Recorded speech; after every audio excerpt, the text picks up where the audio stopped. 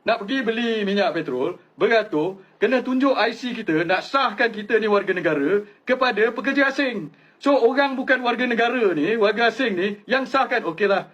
Okey, you ini sudah warga negara ini, kan, kita bagilah warga negara boleh. Oh, kamu bukan warga negara, kamu tak boleh ambil ni.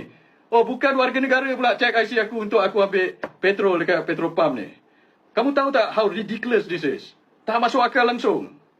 Kalau kau nak buat sistem, berapa juta pula dah kita kena spend dekat sistem itu. Dan berapa lama pula kita kena beratur kat situ.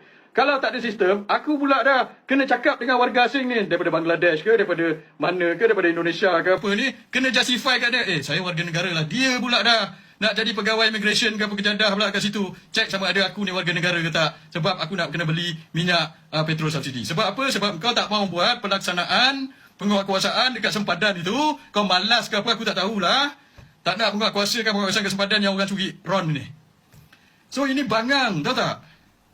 So sebab itu saya nak cakap, kalau kau tak reti buat, kau berhenti aje lah. Berhenti. Engkau dengan menteri-menteri engkau, dengan orang lain, minta maaf lah aku cakap kasar sikit malam ni. Sebab memang rakyat tengah marah.